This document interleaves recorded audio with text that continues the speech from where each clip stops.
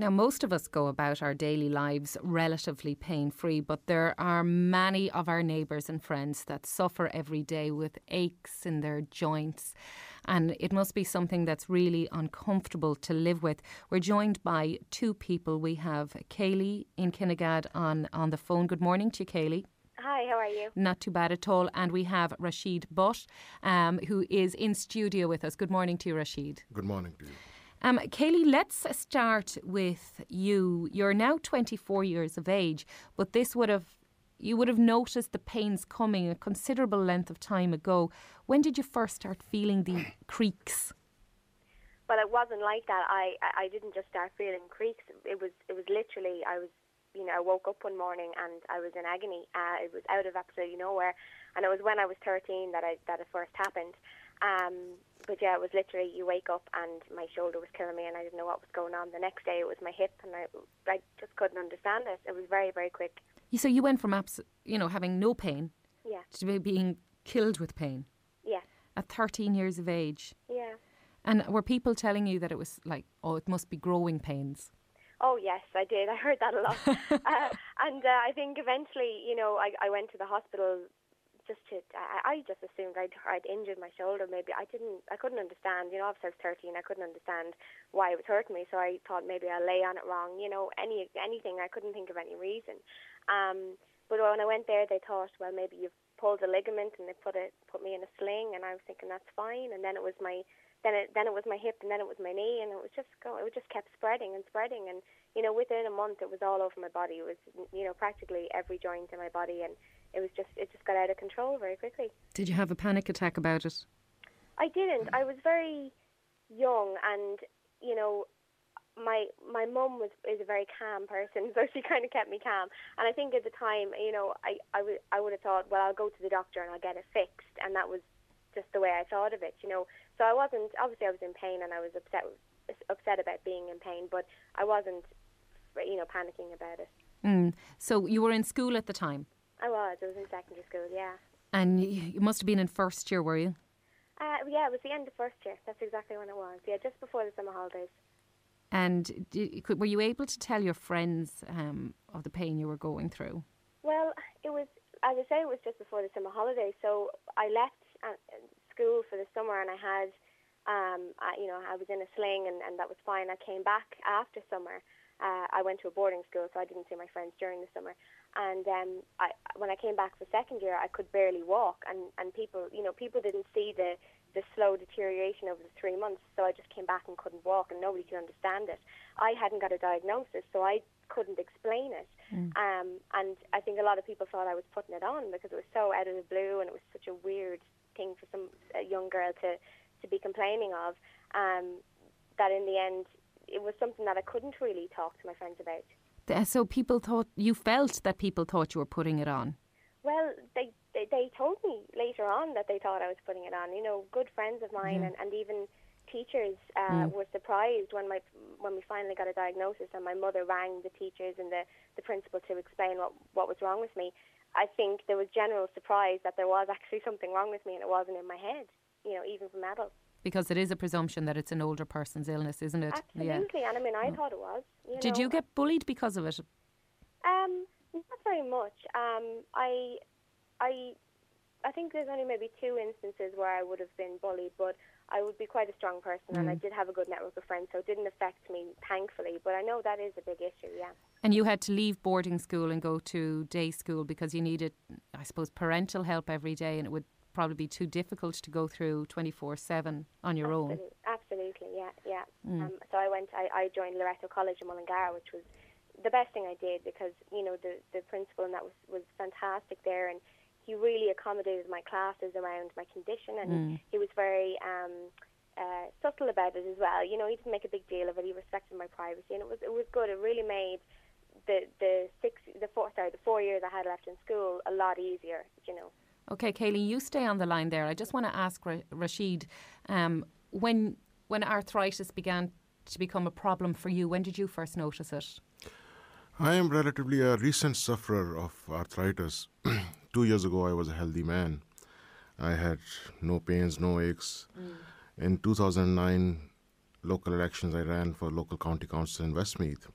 And I used to do 3 to 4 hours of canvas every evening.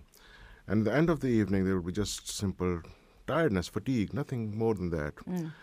But around September last year, as you know, 2 years ago to the date, I started having terrible pains and aches in my knees.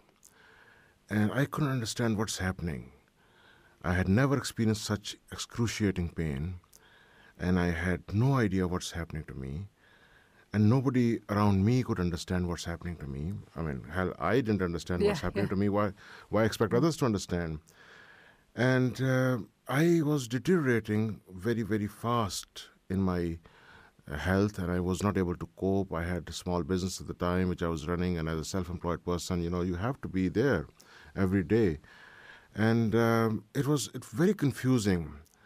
Now, this was something that, became even more painful emotionally, because I was at the time in early 40s. I was, I think, 41 at the time. Were you going through the midlife crisis? A lot of people think, you can say a lot of things, but the physical symptoms of pain could not be, it wasn't adding up. And I was getting from nowhere, from a very healthy person to a person who was now using stick. From stick, I progressed to crutches, from 1 crutch to 2 crutches, and I had my business premises upstairs. And every morning I used to be almost crying getting up the stairs, because mornings, as a lot of people who suffer from arthritis. How long would it take you to get up the stairs? It wasn't the time factor, it was the fact that I had to negotiate those stairs, albeit on the first floor, with very sore knees. Some people helped me with glucosamine supplements. I mean, there were some friends who saw and said, well, take this, it might help. It might have helped in normal circumstances if it's normal wear and tear. But my whole disease was not being understood by myself, by people around me, even at the time by my own GP. And eventually I was diagnosed in April 2010. And, I was... A bit away from when you first were hit by the pain, I should say now. Yeah. Yes, and I mean, I was in such pain that in November of 2009, I could not cope with the pain anymore. Winter was approaching, it was getting cold, and the business was also there, which I had to close down because I couldn't work. And, as a small business owner, you cannot afford to hire a manager to run it in your place. You simply do not have the finances of, luxury of those finances. So I got, a ticket to my parents' place in Pakistan, because Pakistan has mild winters. Yeah. And it was a lot of mental agony for me when booking to ask for wheelchair assistance, because I knew I will not be able to run in the long halls and, baggage claim area and check-in and security and all with my sore knees. At the time, I was back on, I was given some very heavy painkillers, which did help for a while. As long as the painkiller was in the system, my pain would be eased up. It would never go away. So I had to make a decision of booking a wheelchair assistance. And when I turned up at the airport, I could not utter the words that I need wheelchair. Now, I'm joined in studio by Rashid Butt and to Kayleigh in Kinnegad. Both are arthritis sufferers. Kayleigh, you're now 24, but it was your mother that actually made you go get help. It was. It actually took a very long time for me to go and look for support. It didn't really occur to me. And I think I was just very, very private about my disease as well.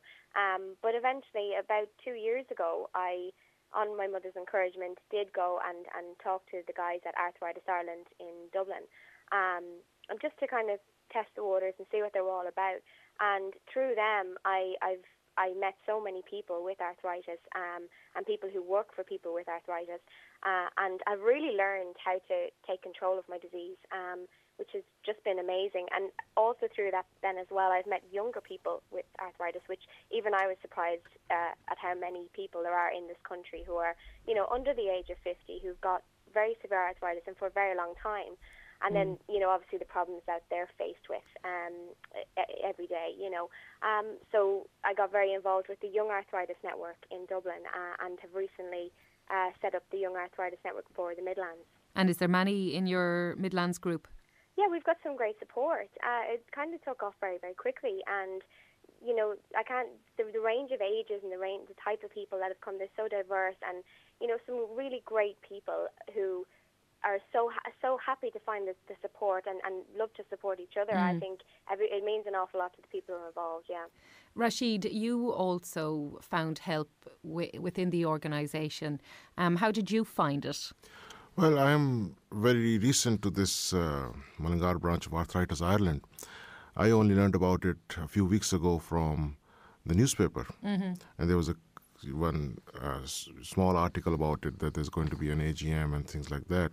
So I just jumped to it because I didn't know that the Mullingar branch existed until a few weeks ago. Yeah. So it was very, I would say, a breath of fresh air for me to see people who are having the same condition, having same kind of problems, facing daily, simple chores, simple daily routine things that we take for granted, like getting up in the morning and dressing up, putting your socks on.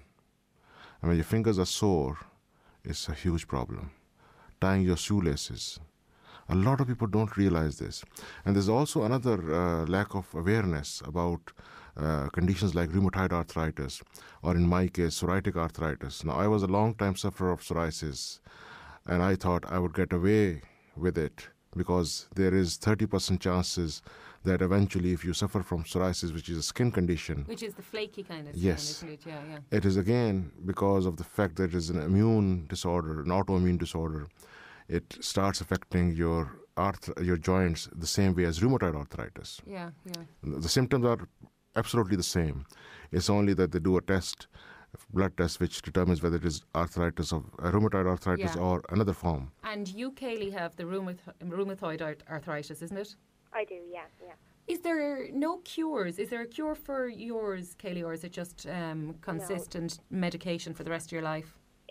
There's no cure for any type of arthritis. It is medication for the rest of your life, and it's about, learning how to cope with your disease and learning how to live the best you can with your disease. How can people in the Midlands get in touch with your group? Well, they can go on Facebook for the Young Arthritis Network Midlands group and join in there. They can also call us on 085 850 7716 anytime, and there's always somebody at the end of the line to talk to you and to give you information about what sort of information evenings are coming up and what sort of support networks are in the county itself. And there are actually there's an awful lot that we can offer people. Okay. Yeah. You're also Chair, Rashid, of the Arthritis Ireland Mullingar branch. Can people get in touch with that? I'm Assistant Secretary. Assistant Secretary? Yes. And how can people get in touch with you? Well, they can get through the phone, 086 167 1278. We usually have our meetings on Gravel Arms Hotel. So Gravel Arms Hotel in Mullingar would also have information for the next meetings. Excellent. And just touching on the medication thing, a lot of people think that you take a painkiller or something.